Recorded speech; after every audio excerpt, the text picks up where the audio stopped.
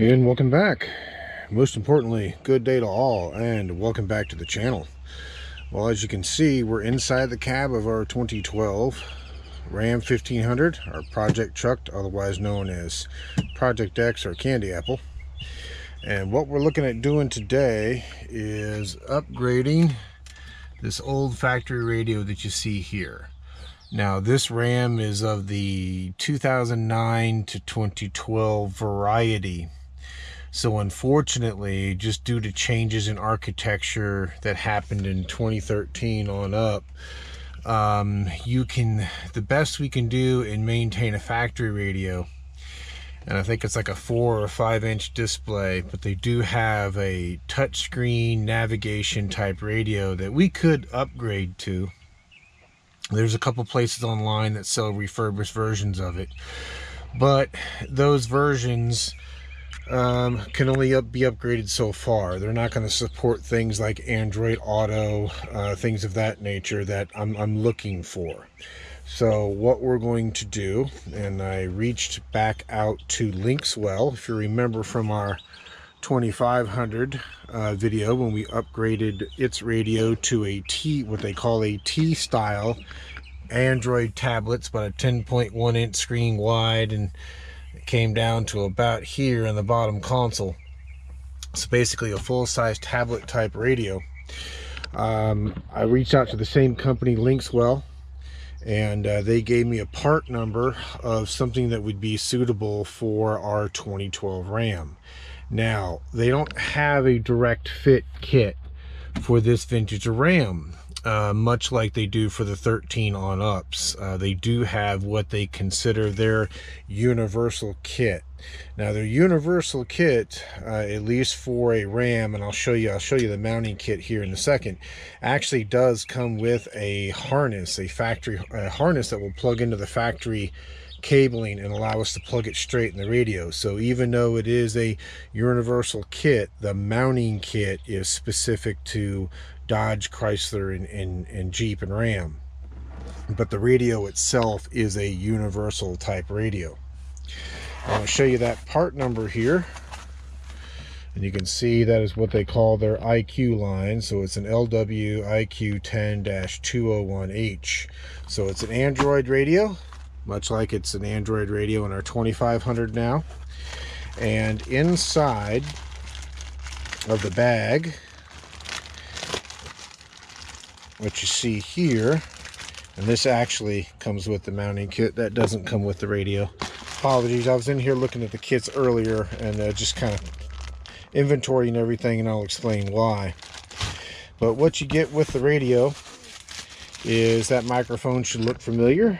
Same microphone we got with the T-style. Now, if you remember on that 2500, we ended up going and wiring in the factory mics. Now, unfortunately, on this Ram, it does not have a Uconnect system enabled. It does not have the microphones in the rearview mirror. It basically has no pre-existing factory mics we can wire in. So we're going to have to use the microphone that came with the package. So we'll have to run this. Now, if you remember when we did our 2500, we ended up using the SXM antenna for our GPS. Well, we're going to try the same thing here. Now, the radio does come with this kind of all-purpose GPS antenna with a SMA, if I remember correctly, for that screw-on adapter. Well, I bought an adapter, much like we did for our 2500, that's going to adapt our SMA connector, I'm sorry, our Cirrus connector into this SMA, so we can then screw it into the radio and attempt to use it as a GPS antenna. So we'll cover that more when we get to it. Now, inside the main wiring bag for the radio, that should look familiar. We've got the adapter to take the factory AM/FM antenna into the end needed to plug into the replacement radio. And then we start getting into our mini input and output option cables. Should look very, very familiar to the T-style radio that we put inside our 2500. So what we have here is a rear, looks like output. So right rear output, right left output. Now we're not going to be really using any of the outputs on here, so I don't foresee us needing this particular cable. They give you this dual USB cable. So I'll give you 2 USB ports. Now the important one that we need to keep an eyeball on is this one right here. You'll notice, just like with our other head unit, this one's labeled phone link. So this will be the one that we need to plug into to use like Android Auto and Apple CarPlay. So we're going to do something very similar to this one that we did for our 2500, in the sense that we're just going to put a USB extension cable on this. Probably, since we have the same kind of cubby hole. Now we got the light in here, but it's no biggie. We can still get our cable through here. So we'll probably just have our cable, our extension cable, come out here, drape down here, since our phone holder is right there. And this will be what we use to plug in for Android Auto. Now this one doesn't do wireless. My understanding, it will not do the wireless Android Auto, so we'll just have to plug in. So, you know, no harm, no foul there. No issue with that at all. And we've got our, let's see, antenna power lines. I'm sorry, not antennas. It looks like they've got a couple of capped off. I'm sorry, they do have a couple of, they have a Wi-Fi antenna, Bluetooth antenna. Look like they've got a couple options on this cable they're not going to use. The Wi-Fi and Bluetooth antennas attachment points are actually on the back of the radio, and I'll show you that. But really, the only one we're interested in here right now is that you'll see that says reverse camera. So that's where we're going to plug in our factory reverse camera feed. Now, this truck does not currently have the reverse tailgate handle camera, but we're going to add one in, and we're going to plug into that RCA cable to enable that. Now, it does also have on here a reverse battery power and a ground, so we could theoretically use this to power the camera, but I don't know the power requirements of the camera that we're receiving. Plus, the camera that we purchased was from Infotaiment, and they gave you a really nice adapter. If you remember, when we upgraded this truck to a center console, it had some power ports that used to be here in the front that are no longer here, but the connections are still there behind all of this. And they give you a little power tap that allows you to power tap into that feed and then run the camera. So we may utilize Infotainment's power tap, but when it comes to the actual, obviously, connection to the radio, that'll just be the RSA cable there. And of course, you've got your main, one of your, I should say, the input and output main connector. This is not the main wiring harness for the radio itself. Now, there's a lot on here we're not going to be using. There's a lot of like subwoofer outputs, front left out, front right out. Like if you were running your own amplifiers and your own subwoofer, you could take all these outputs and run it into that. We're not going to be utilizing those. Really, the only thing we need off this harness is just the mic connection here. So if it wasn't for, you know, wanting to wire in the mic, we could actually, at least for our install, this entire plug wouldn't get used at all. Now, I have thought about depinning some of this connector here just to eliminate some of this bulk on here. I may or may not still do that. I'm kind of on the fence about it, but I'll explain why. So those are the wiring options that come with the radio. And you can see some fingerprints on here. I apologize. I'm going to show you the radio itself. So this is the 10.1 inch display. As you can see here, it's just got kind of the soft buttons also on the side. And underneath should look really familiar from our T-style install. In the center there, you got a coaxial audio out. You also got the optical audio out next to it. That's for the main wiring harness that will come out of the install kit.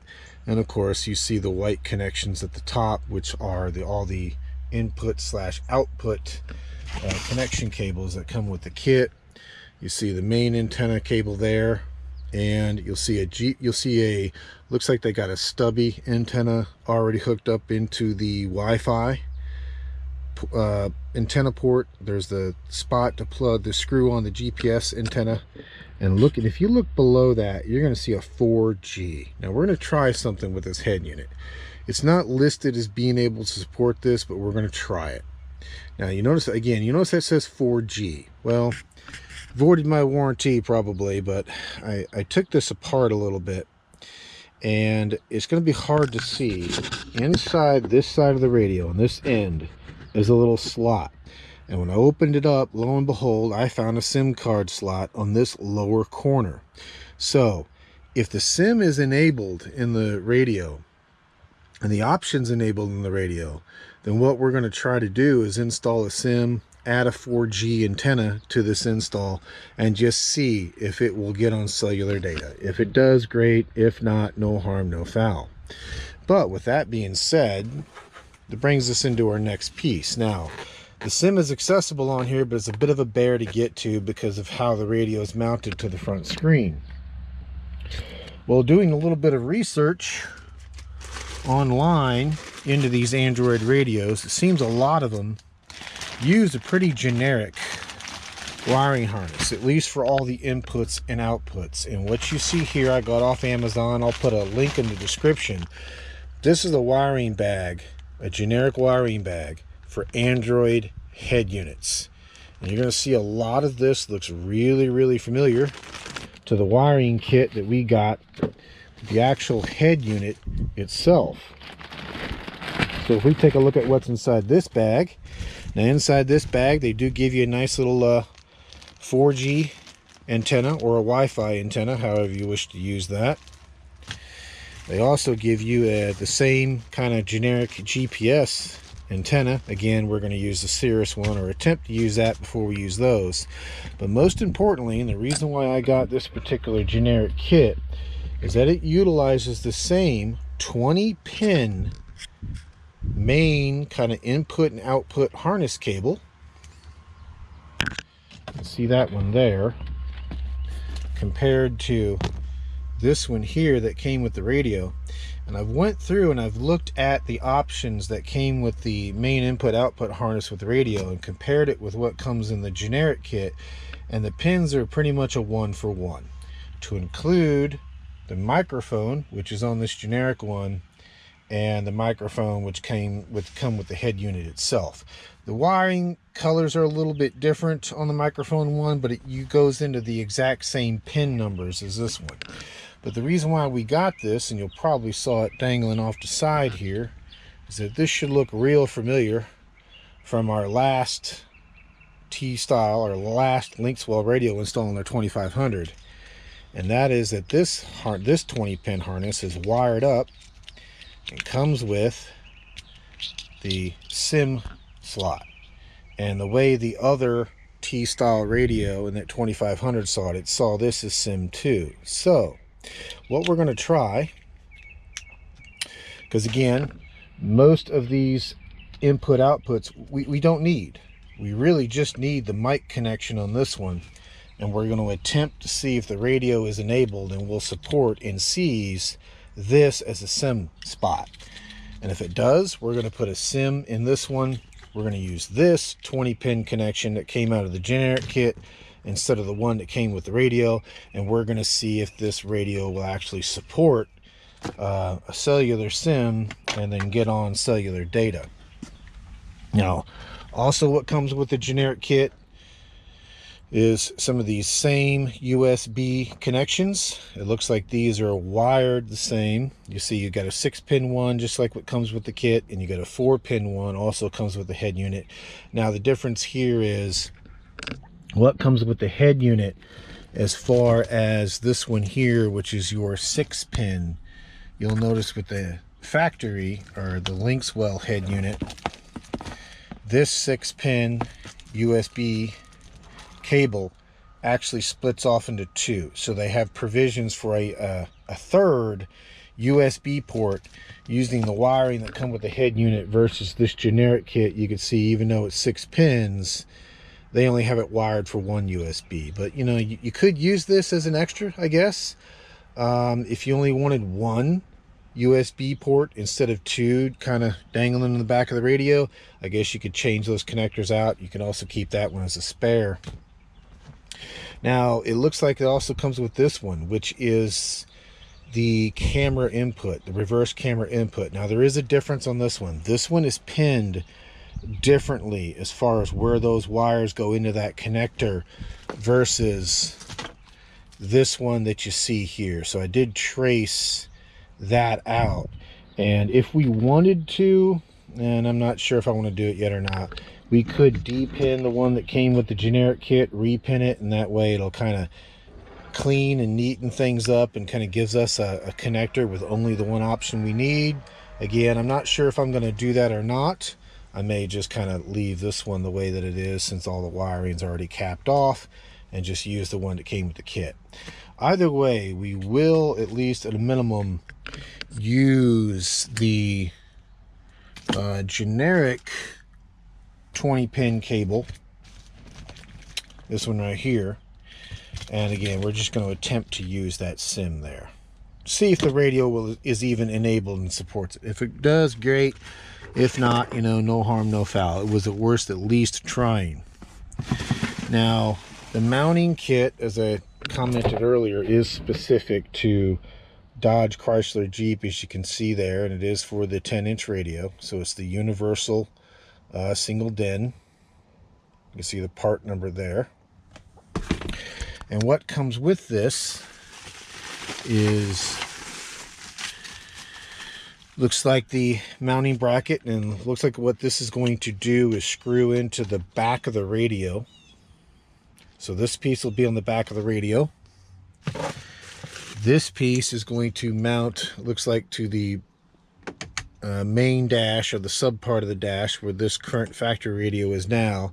Looks like it'll stick out this way inside of this trim, and then once we get everything ready, we just slide the wiring and the radio and everything in place and just kind of push this forward, and this will clip into the back of here, and this piece will actually end up sticking out beyond the trim with the radio attached to it, kind of sticking out this way. So you can see it doesn't block our vents. It's not going to block any of our existing tow haul, hazard buttons, anything of that nature. So there we go. Now, what also came with this Dodge, Jeep, Chrysler mounting kit is this piece right here.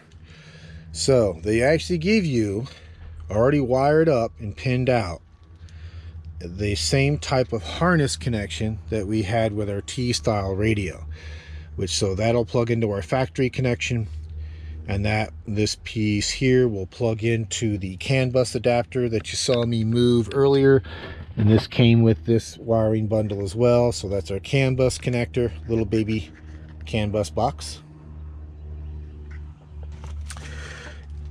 And this piece here is what's going to go into the back of the radio. So that's the main speaker power connection, CAN bus connection into the radio. Now, much like the last Linkswell, sorry, that we dealt with, you'll notice you have two connections here with the one connection here. So just like our Ram 2500 or 2016 2500, that is set up, and it's not labeled here, but looking at the pinout, I'll show you the pinout from AllData, but looking at the pinout for where those extra wires go, because you'll see one of these connections has some white and gray cables running into it, or color-coded cables running into it, which then plug into the adapter for the factory harness.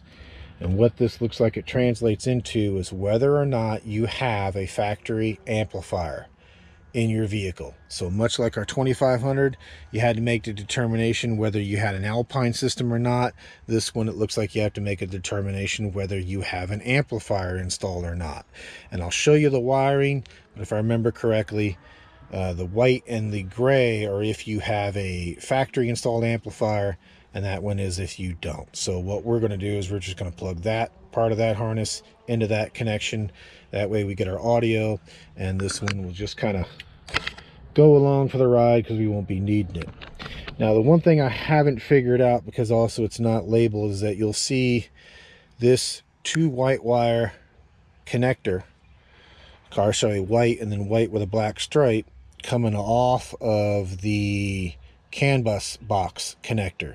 And it just comes out to a little, like, what is it, 8-pin, yeah, 8-pin connector that's only using 2 pins. I'm not quite sure what, if anything, that needs to plug into yet. I don't see a matching connection on the radio. We'll have to take a look at that again. That may plug into something that's behind on the harness on the factory connection. I'll have to find out, because like I said, it does kind of interface with the CAN bus adapter. Anyway, so we need to figure this out. But before we do any of that, and I realize I'm rambling on kind of long here, let me bring it to the back of the vehicle.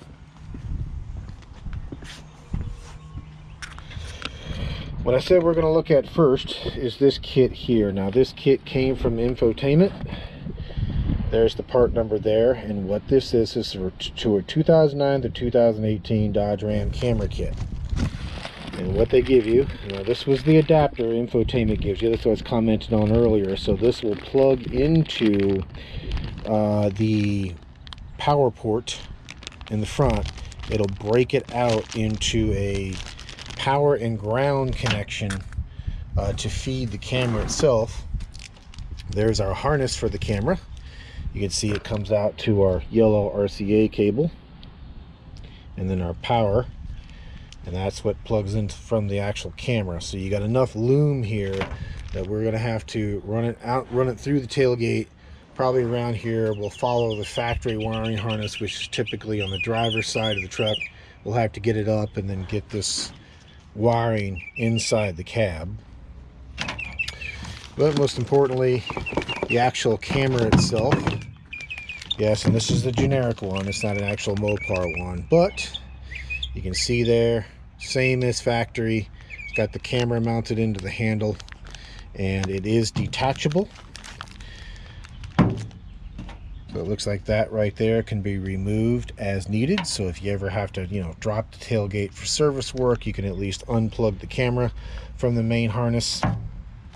So what we're going to do first as part of this install is get the new tailgate handle in here, which has our camera, and then we're going to work on getting our wiring harness routed. And it looks like, we're just going to be coming out, maybe out the bottom here, and then routing possibly this direction, and then maybe into this square opening here, and then run our wiring from there. Or it looks like we can maybe even utilize this hole here and just go straight from here to here. We'll have to see. It might be better if we come out of here and kind of go down a little bit and go in, because then it allows the cable to kind of snake and lay flat a little bit, so that way when we close the tailgate, it's got some room for movement. Anyway, I've rambled on long enough. What I'm going to do first is get the star screws out this top panel, and we're going to look on taking off the old handle first, and I'll bring it back. One moment. And welcome back. So we went ahead and just took got our back plate removed. As you can see, these are T30 torque bits, in case you're curious. Now that the back is removed, we just removed our unlocking arms from our latch. Just little red clips. You just clip them off, push them past, and then you can pull your connecting rods out and just kind of let them dangle there for a little bit. Much like very much like the handle rods in the inside of the doors. If you ever dealt with changing locks out or handles out in the door. And then it looks like there's two 8mm, I believe these are 8mm, yeah, two 8mm bolts there and there.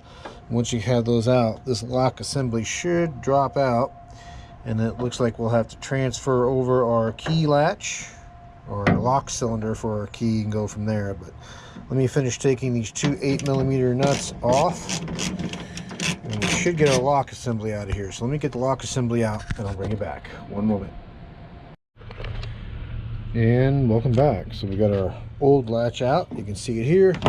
Took the opportunity to clean up behind the latch on the tailgate where it would normally cover all this up, because it just accumulates a little bit of dirt, a little bit of crud. But it's the same 8mm bolt, it looks like. So the same as the 8mm nuts, 8mm bolts here. We'll get the locking assembly transferred over to our new handle, which is here, and then we'll just do the reverse of the removal. So let me get this lock assembly transfer it over, and I'll bring you back. 1 minute. And welcome back. So just want to show you this one here. These bolt holes, or should say threads, aren't even there. They have to be cut in as you're putting the fastener in. What they're using, very much like what's used on the door handles to secure to the door, if you've ever taken those and are changed them out, is this very, very, very coarse bolt here that just cuts its own thread into the plastic. So I find it helpful just to kind of drive these bolts in first, so it cuts the thread in, and then put the lock assembly in.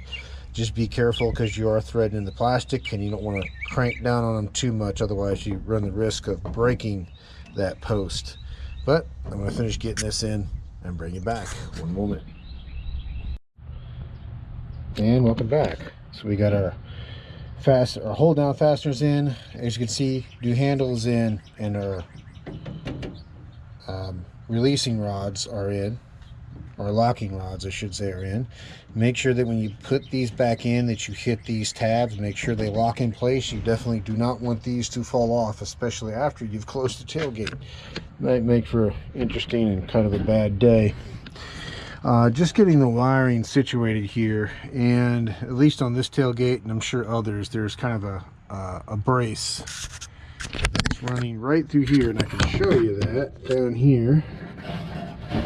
You can see that there are holes in the brace that runs through here, so I'm just getting the wiring fished through. Now I did take some of my Christmas tree fasteners, and you can kind of see one of them right here. Now this didn't come with the kit. I had these, and there was a hole that was just big enough to put a Christmas tree fastener in, and I put a zip tie in it, because what I'm looking to do, and you can see I've also zip tied a little piece of foam to the wiring where it goes through this hole, because I don't have grommets big enough for these holes, and I'm just put the Christmas tree clip zip tie here to help hold this wiring in place so it doesn't jump around and want to rub against this metal edge.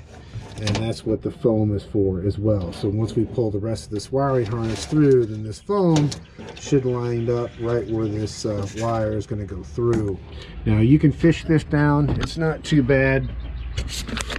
I went around the back side of this brace just to help keep the wiring away from this loom.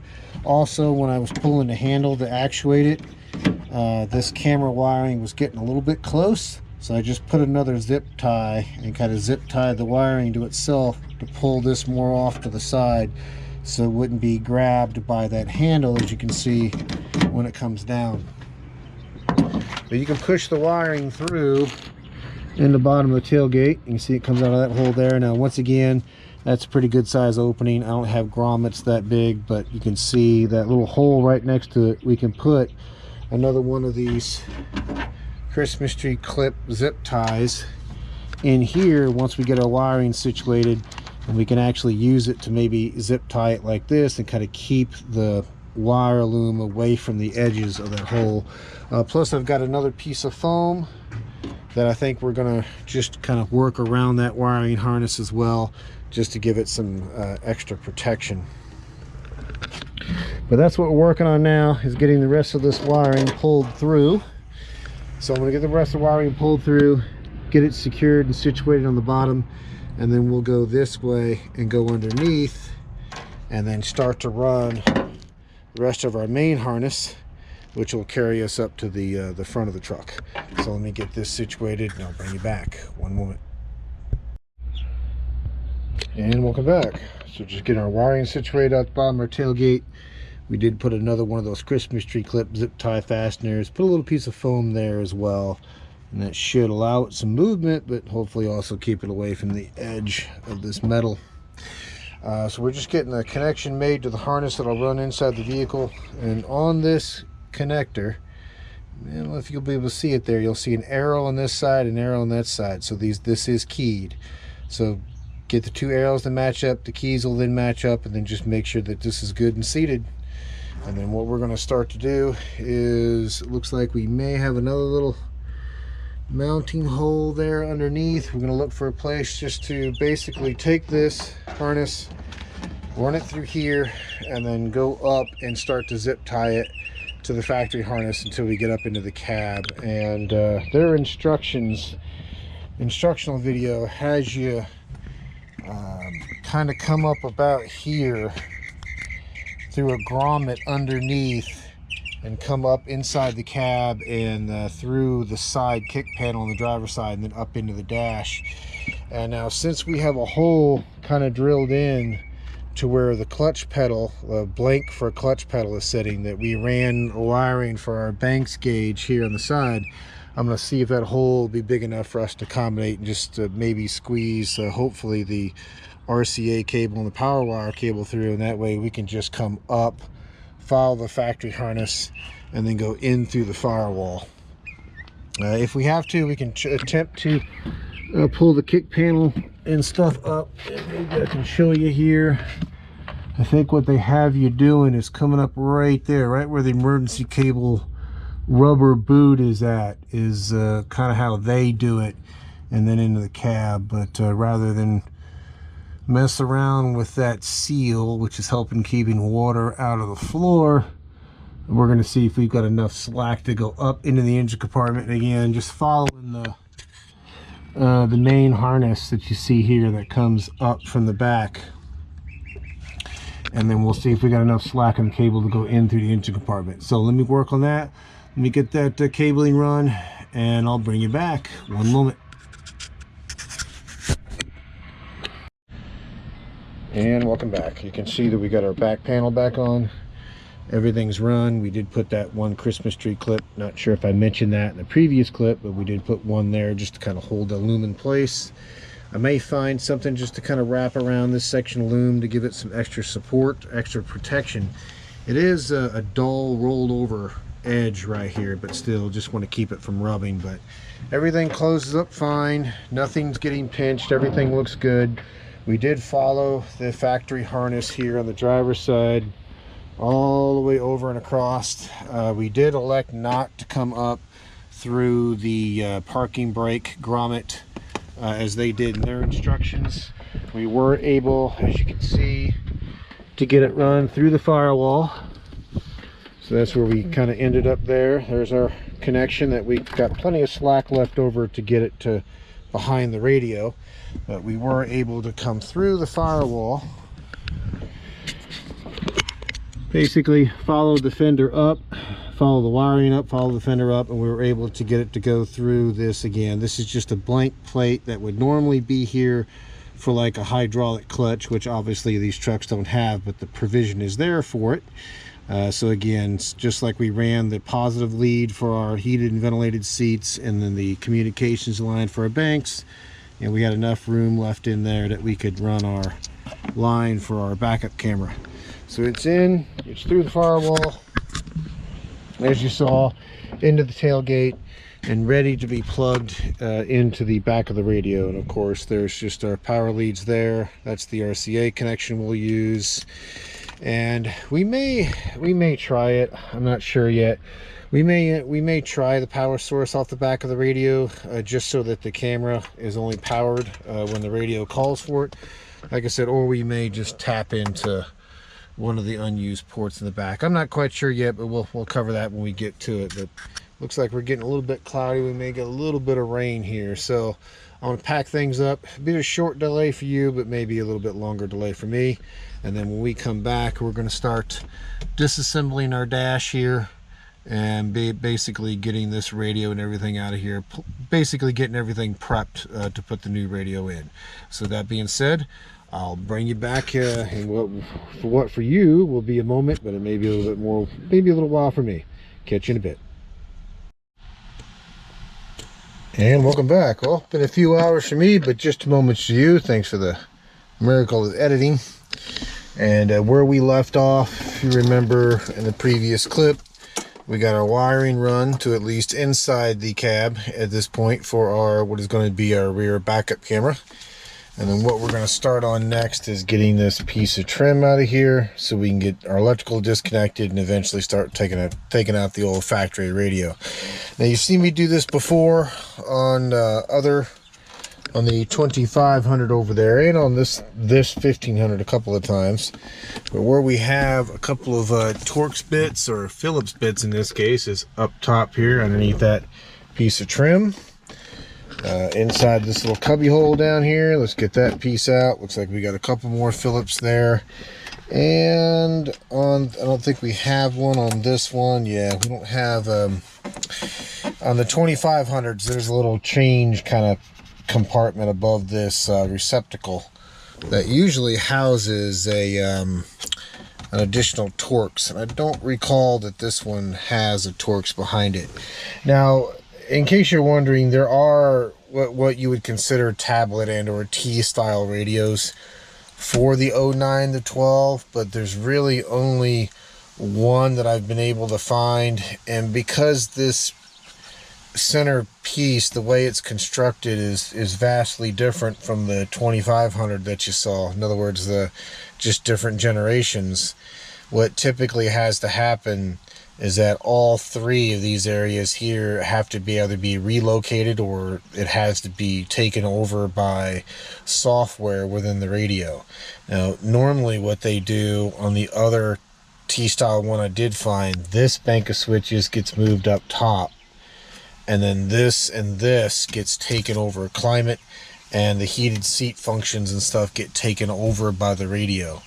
And I saw very, very mixed reviews about how well that particular setup was working, which is why we elected to go with Linkswell once again on this one, since the radio was working quite well in the 2500, and also, as you saw, it's just the radio piece.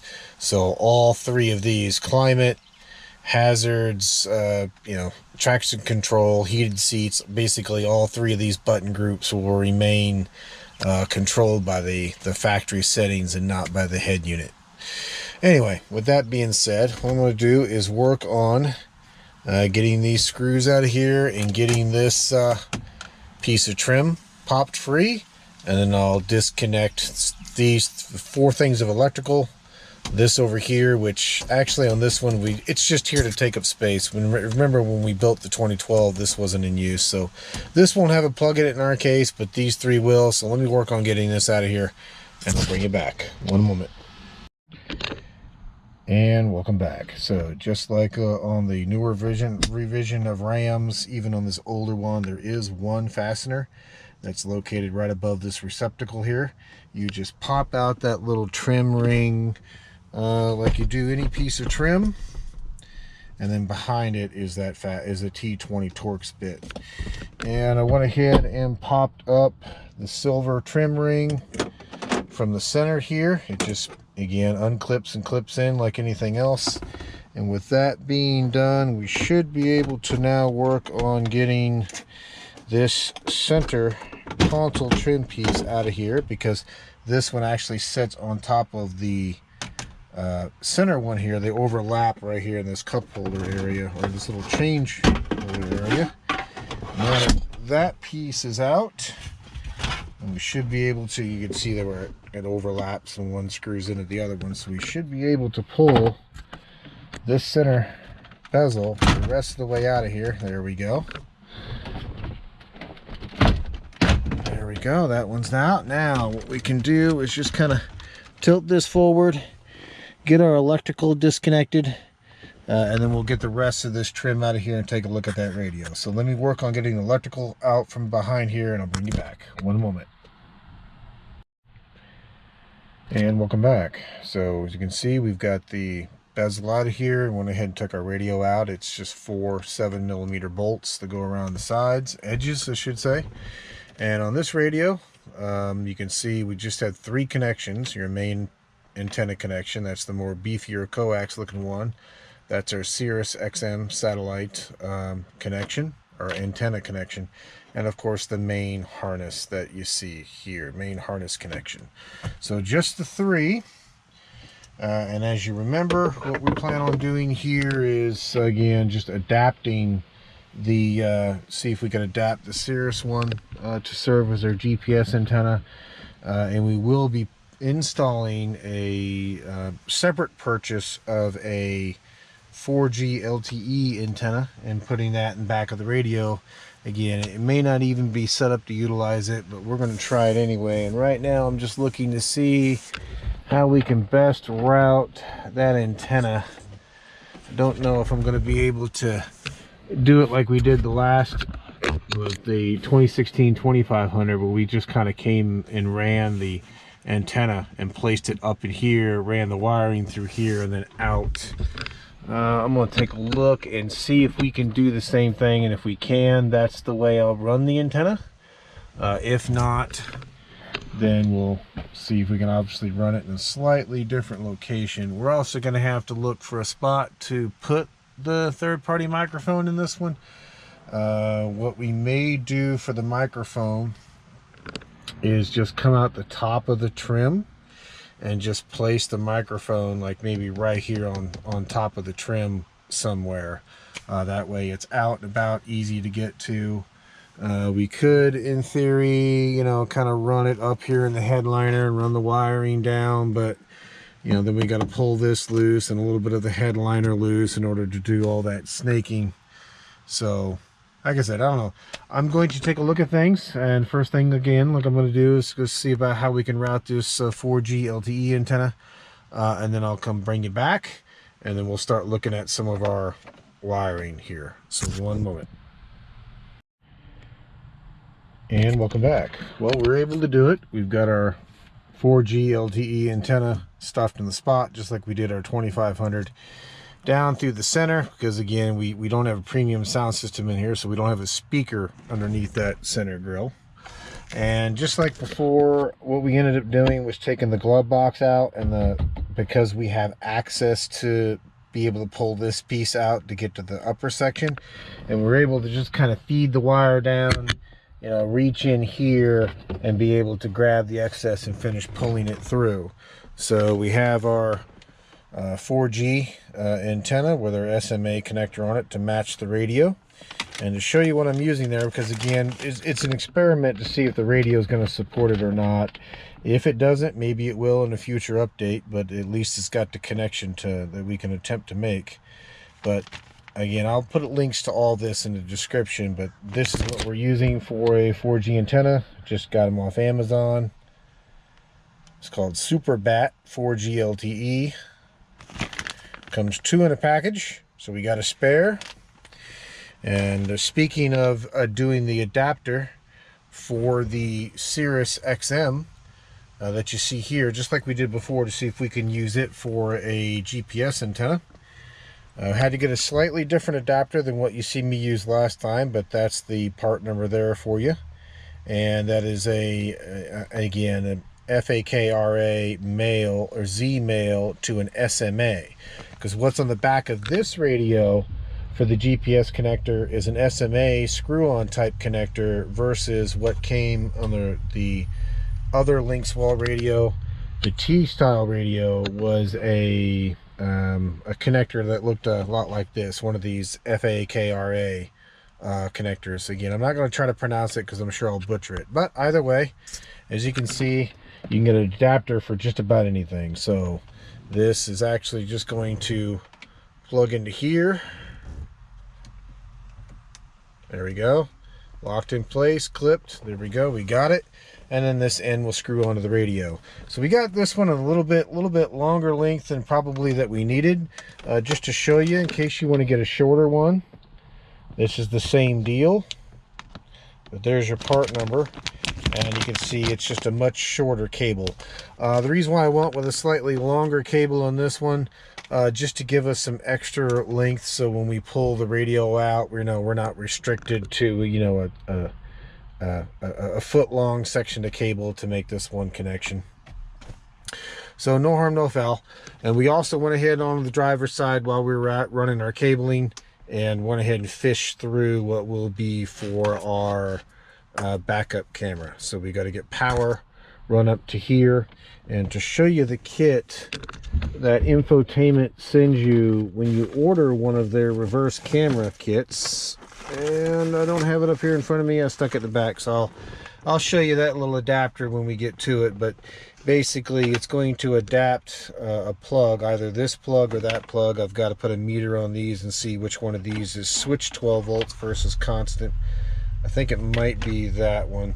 We'll have to check it, but what it does, it goes in line with here and allows you to plug into this and gives you a little fused connection that you can then splice onto your camera wiring here. So what it's going to mean when you use their adapter is that since it's a switch 12 volts, anytime the ignition is set to accessories or on / run, that rear camera is going to be powered. I don't know if they normally do that from the factory or whether it's good to have that camera powered every time the key's on the ignition, but either way, that's what they sell in their adapters, and I would assume if that was an issue, someone would have reported it by now. So, like I said, we'll give it a shot. Anyway, so we got our adapter there. We got our 4G LTE antenna run here. We've got our camera wiring pulled up here.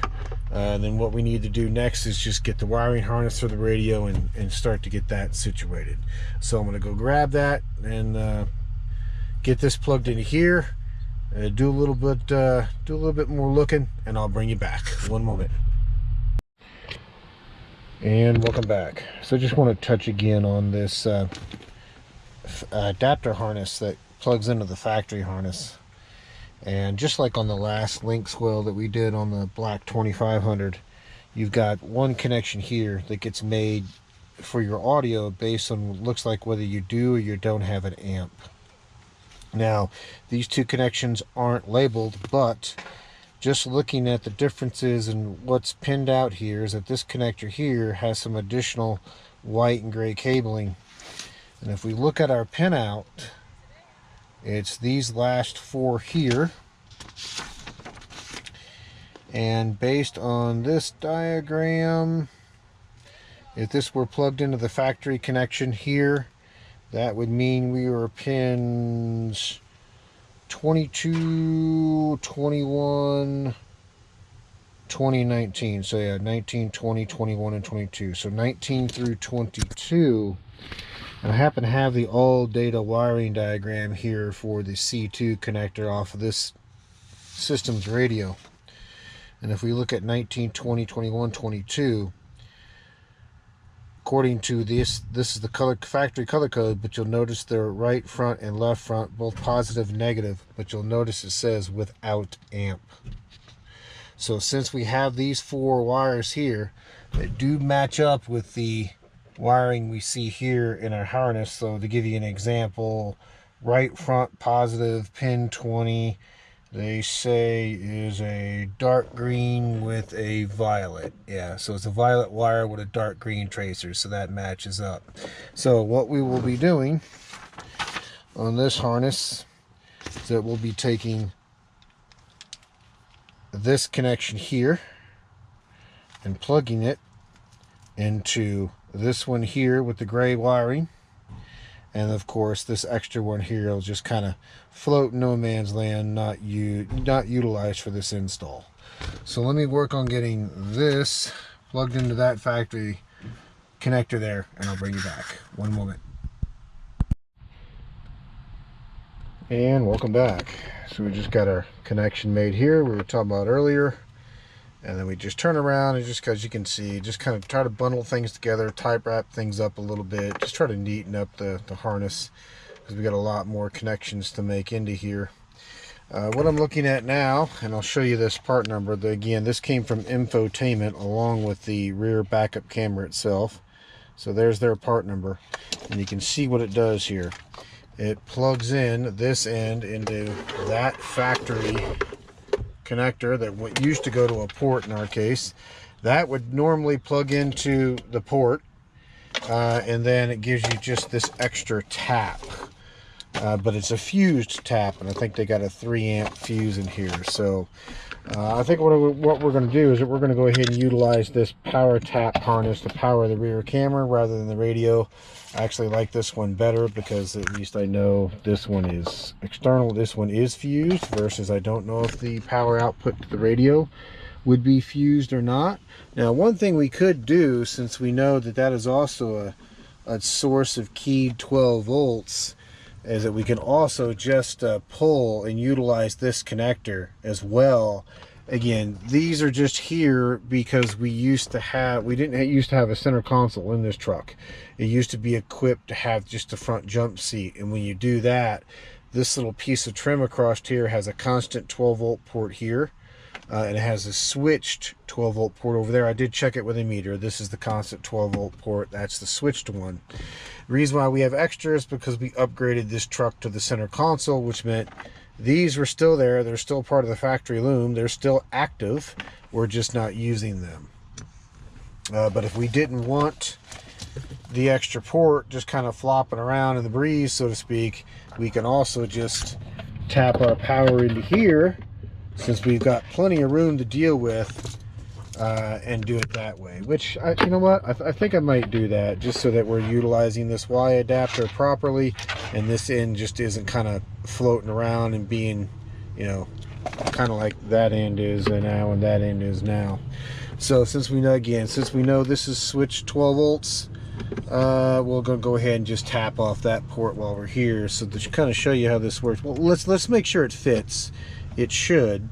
So you can see our port there, and then we just take their harness. Let me get my fingers out of the shot. Let's make sure I can get you in here to see this.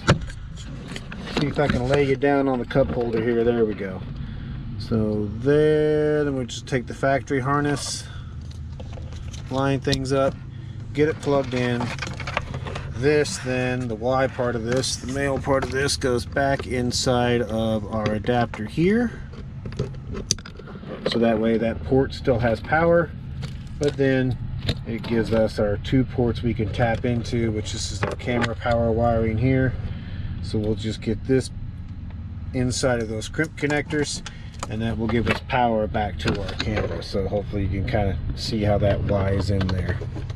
So I'm going to finish making the electrical connection to our camera, and then we'll go on to the next piece. We'll start to get the rest of the wiring in here for our inputs and outputs off of our radio, mainly the mic and a few other things. But let me get this power connection here taken care of, and I'll bring you back. One moment. And welcome back. So just in the process of getting the harnesses that we need sorted, we went ahead, as you saw in the last clip, we went ahead and completed the power connection to our verse camera.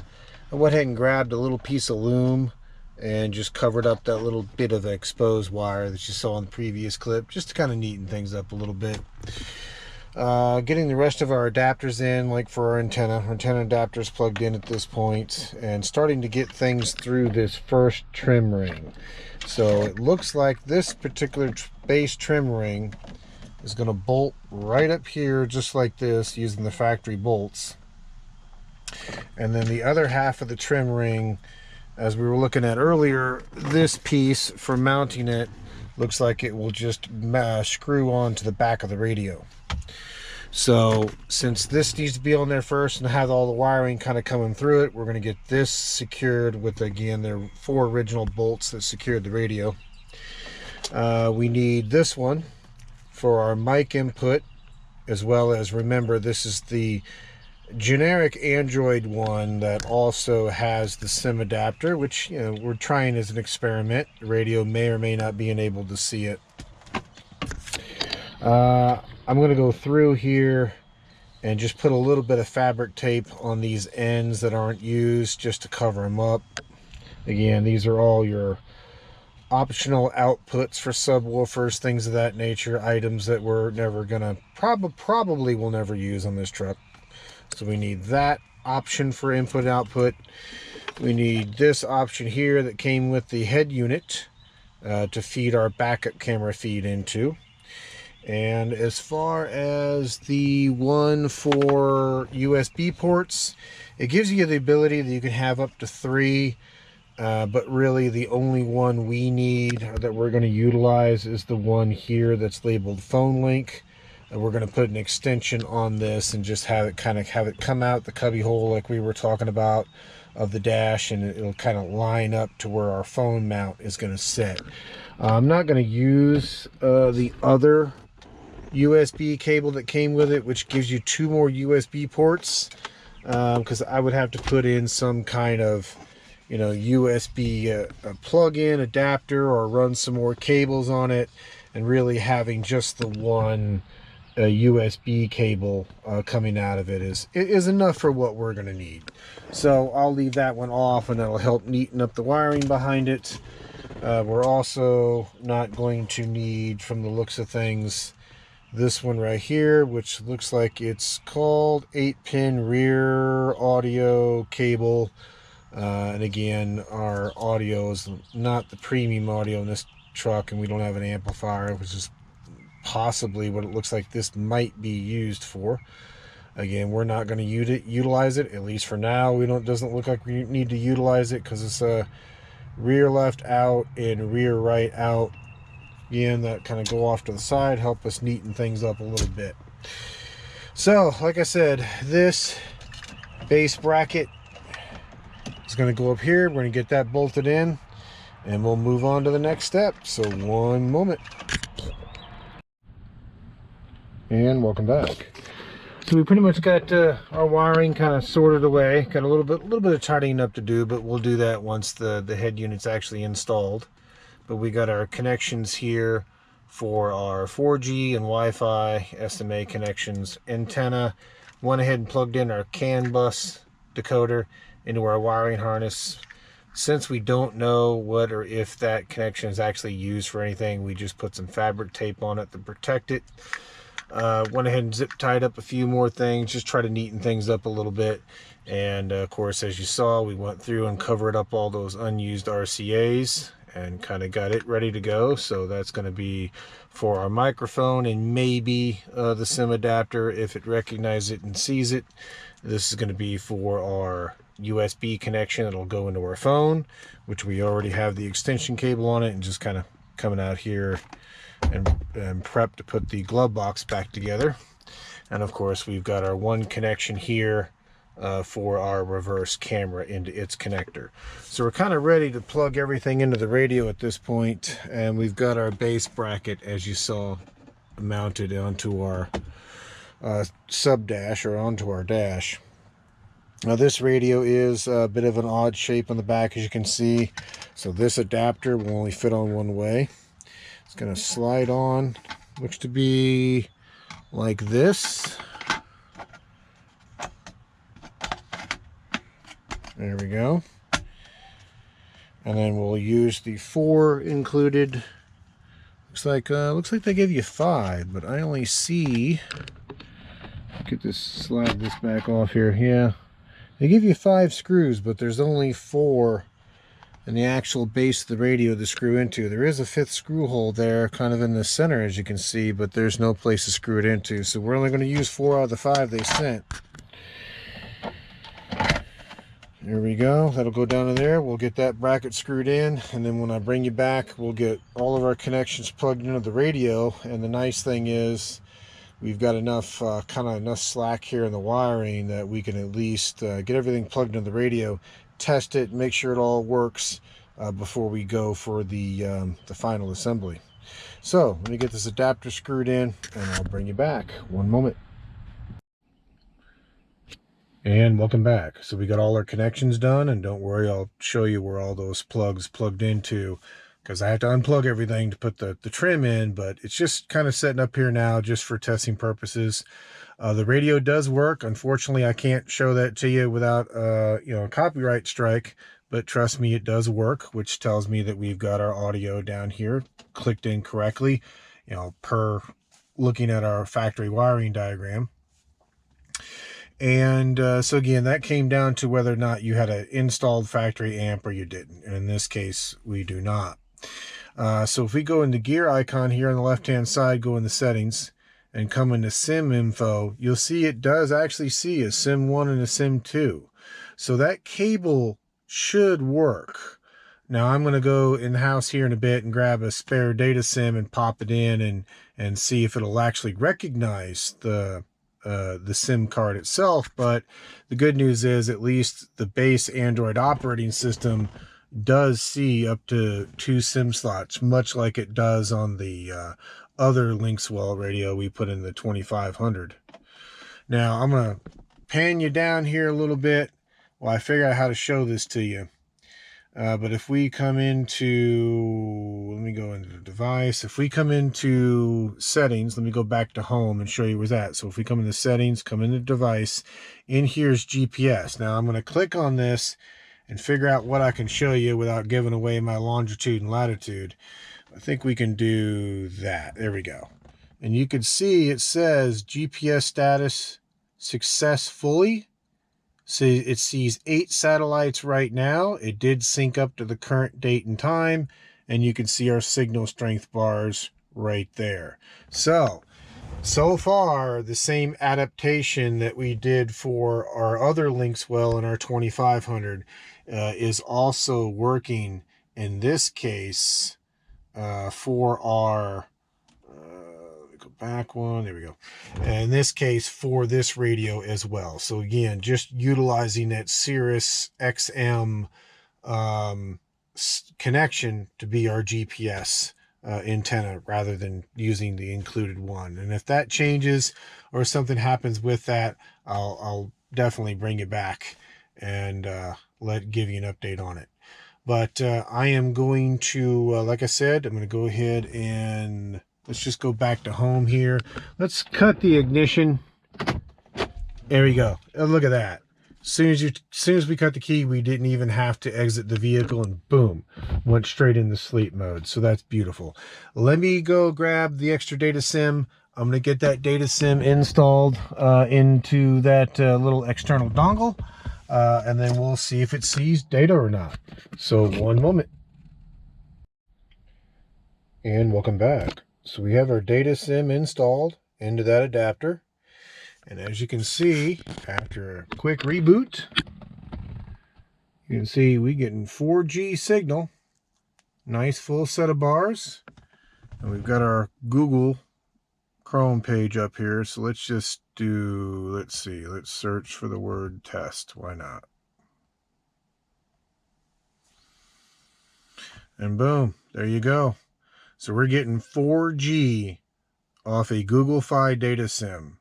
And again, this head unit wasn't originally spec'd to be able to do this. So it seems like obviously it's got the ability to support it. You're just going to have to feed it a data sim and a 4G antenna. Now again, this just gives you access, this other alternate generic 20-pin cable we had just gives you access to this external SIM, which is easier to get to than the one integrated in the radio. The one integrated in radio, as I was showing you in the previous clip, you can get to it, but you kind of have to gingerly take the board away from the screen to get enough room to get a SIM up in there. It's much easier to deal with this piece. So that's a good thing.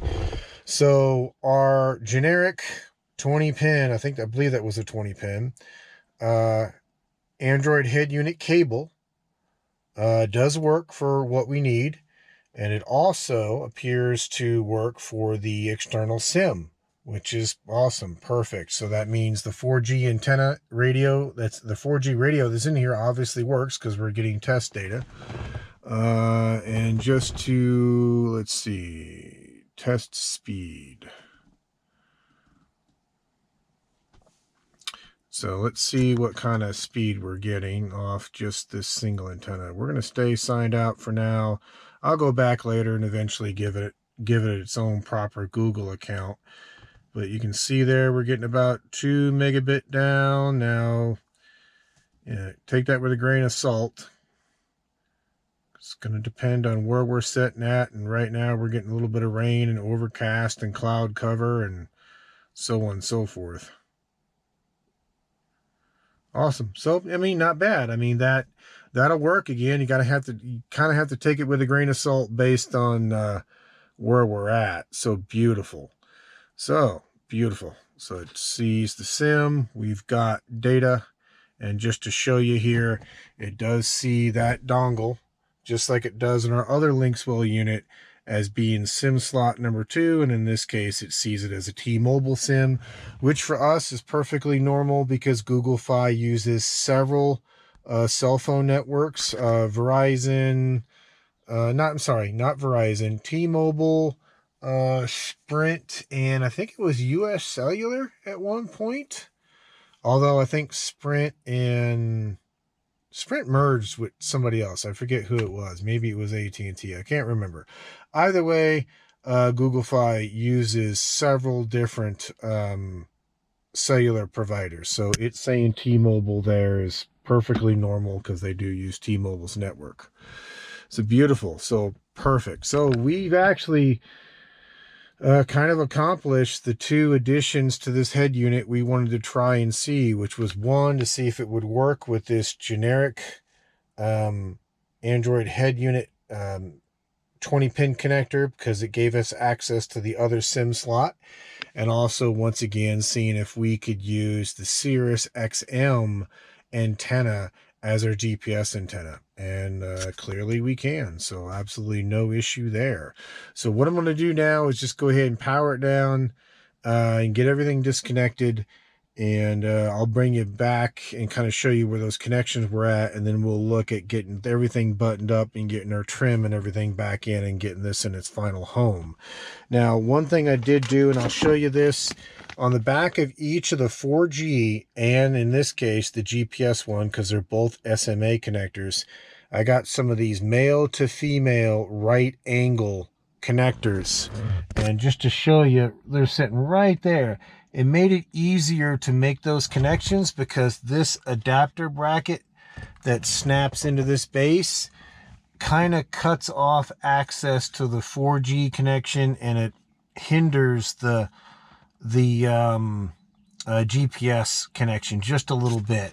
So putting some right angle SMA adapters on there, takes care of the problem.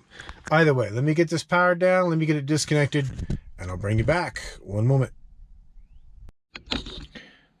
And welcome back. So you can see, just to give you kind of a bird's eye view of our connections here. So that's the factory AM/FM antenna connection after it comes out of the adapter. Of course, as we covered earlier, we just got some right angle SMA adapters on the 4G, which is the lower one, and the Wi-Fi, I'm sorry, not Wi-Fi, but 4G lower one, and GPS is the upper one. And you can see the main harness right there off to the side. And of course, on top is where all the inputs and outputs plug into. So we've got our backup camera, which is plugged into the first port, the skipper port, and the second port is the phone USB, so the phone link cable, and skip 2 more ports because we're not using the adapter. And of course, you get that main input output harness there that has the microphone as well as the SIM2 dongle that hang off of that. So like I said, let me get this kind of unplugged so we can feed this through the trim panel, and I'll bring it back. One moment. And welcome back. So one thing to point out, and I will put a correction in the video as well, but originally I had this bracket installed and I noticed that the lettering was upside down. I didn't like that, and it looked like this was just a perfect, just flip it around, bolt it back in, which all the bolt holes do match up. However, these holes here next to these slots need to be at the top of this bracket, at least for this piece of trim, because there's a one of these catches that would normally slide into where the radio is at. You'll notice on the radio that the hole is above the slot, and it needs to be that same way on here, otherwise that center trim piece won't snap in place correctly. So again, just be mindful that if you're doing this on at least using this universal Chrysler, Dodge, Jeep, Ram kit, that at least on a Ram, these holes need to be pointing the upward direction. So let me get to putting this trim piece back in. One moment. And welcome back. So we got all our wiring reattached. You can see we're gonna trim back in. We just got the one screw above our outlet in right now, but we got everything reattached. All of our factory controls are hooked back up again. We got all the wiring back into our radio, and we're just getting ready to press it in place. Now, as we stated earlier, I think for the microphone, there's enough space in here. I just ran the wiring out from there, and I think what we'll do is just find some way to maybe just kind of attach it just like that. And this one, which is our SIM adapter, as long as it continues to behave, then we'll kind of do with this one like we're going to do with our 2500, is that we'll just kind of tuck it in one of these corners and then finally just snap the top cover back on here in a bit. But this is all lined up. We've got all our wiring in it. I did power up the radio briefly just to verify everything. So now that everything's lined up, we should be able to just push this in place until all the catches catch. There we go. Beautiful. So you heard those nice satisfying snaps. Now we should be able to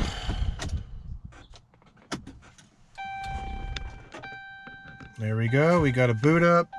And because I was on it earlier, it does see the 4G. I tested the GPS. It still sees the GPS, so that we're good there. So once again, as soon as we power things down here, boom, it shuts off. Now, what I am going to do, and I won't do this as part of this video, I'll do this as part of the setup.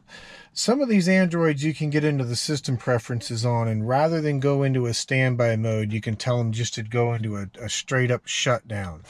And if we've got the option to do that, I'd rather do that. I don't mind the long boot time as much as I would rather it, save as much battery, lessen the battery drain as much as possible. Because again, this is yet another vehicle of mine that it gets driven, but not on a daily basis, and I don't want it sitting out here with an excess battery draw. Not that I think this has got a huge draw to it, but it's going to have I would imagine, a slightly higher draw than the factory unit. We just want to be mindful that it doesn't drain the battery overnight or anything of that nature. So now that we've got our head unit in place, and you can see it fits in there quite nicely, it doesn't cut off our and you can see that those work, just to show that to you. It doesn't cut off our traction control or our hazard buttons up here at the top, and it doesn't cut off and overlap our vents on the side. So it was actually a very, very nice shape and fitted unit, and definitely an upgrade over what we had in there. Again, not that there's anything wrong with this radio, but even the upgraded versions of this radio are just not going to be able to run Android Auto. And like I said, we're kind of stuck in the sense of the architecture of this being a 2009 to 12 architecture. There's only so far you can take the factory radios in these, and then that's it, you're done, versus being able to go to a head unit like this, which gives you much more expandability now and into the future. So what I'm going to do is concentrate on getting our trim pieces and everything buttoned up and put back into place, and then I'll bring you back. One moment. And welcome back. So you can see that we got all our trim back in. Everything's accounted for. All of our molding and paneling's back in. All of our fasteners are back in. We went ahead and just cut a little notch right there, as you can see, to account for the microphone. And like I said, I've got some double-sided 3M body panel tape. I'll just put a little piece on that, and that should hold that quite well. Went ahead and put our cover back in for our daylight sensor, which again, there's our 4G antenna just kind of chilling out, tucked away in the bottom of the windshield. And of course, you can see that we've got our cable for our Android / phone connection into the head unit. Just coming out of this little compartment, little storage compartment above the glove box. We happen to have a light in this model, but it's just coming through the same hole there. Now you can actually, obviously run this cable any way you like. I may get some USB sockets and put a USB socket in here and just run this cable down this way. But for now, this will get the job done. It'll take care of what we need. So let me get in the driver's seat and do one more power up test on you, because I want to test out putting it in reverse and go into the backup camera just to make sure that we got a feed there. And I'll bring you right back. One moment. And welcome back. So let's just go ahead and just power things back up here. Close the door so it doesn't beep to eternity. There we go. Okay, so we're back up, everything powered up okay, everything looks okay. So now if I put my foot on the brake and go into reverse, oh, beautiful. You can see that we can see our Jeep behind us. That is awesome. So camera's working without an issue, and obviously it does see the feed. So once again, the reverse camera came from a website called Infotaiment. They do a lot of audio video items for Chrysler vehicles, and that is their reverse camera kit for an 09 to 12. So once again, just to show that to you, if we go back into reverse, boom. Oh, that is beautiful. Love the safety upgrade there. Now, as well as being able to see the mirrors, I can see exactly what's behind the tailgate now. So let's go back up in the park. Perfect. Okay. So with that being said, what's left to do on this radio is just a lot of personalization, a lot of customization, which obviously I won't put in this video. But hopefully this video was helpful to you. When I was searching originally, I didn't see a lot of install videos for the older 9 to 12 Rams, especially wanting to use the Android head units. Like I said, the one I found is more of a, I did find one, but it was more of a T style, in which these buttons were moved up top, and these air conditioning controls and the heated seat controls and such were left as part, basically the radio would take control of that. So, but like I said, it was getting very mixed reviews on that particular make of radio. A lot of people were complaining the air conditioning controls wouldn't work, or the heated seat, heated ventilated seats were giving them problems. So knowing that we put a Linkswell unit in a 2500, and so far it's been working like a top, we went ahead and reached out to Linkswell and said, well, what do you have for a 9 to 12? And they gave me back some part numbers. Well, again, one for the head unit, which is, this is considered their IQ head unit, and the other one being for this kit you see here. Once again, give you that part number. That is for the Dodge Chrysler Jeep Universal like 10-inch kit. And as you saw, what it came with was the harness to go from the factory harness to the head unit itself, as well as the lower and upper mounting brackets to be able to snap this thing in place. So obviously it's working quite well. What's left is just customization, and we did get this radio to do a couple things it wasn't advertised to do initially, which was being able to utilize that alternate 20-pin connector, which gave us access to the external SIM module, which obviously works because we're still on 4G here, as well as, once again, utilizing the Cirrus XM antenna for a GPS antenna. But all those parts will be linked in the description below, as far as everything used here, to include a little packet of SIM adapters, because what Google Fi sends you and what a lot of cell phone providers send you now is a nano SIM, and either the SIM slot in the radio nor the SIM in the wiring harness is a nano SIM. It does require an adapter to make it slightly bigger, just like the other Linkswell and our 2500 there. Either way, with that being said, hopefully you found this information useful. If you have not subscribed already, please consider doing so. We're trying to get to that 3,000 subscriber mark by the end of the year. And if you have subscribed already, I thank you immensely. And with that being said, I will let you go, and I'll bring you back for the next one. Thank you much. Bye.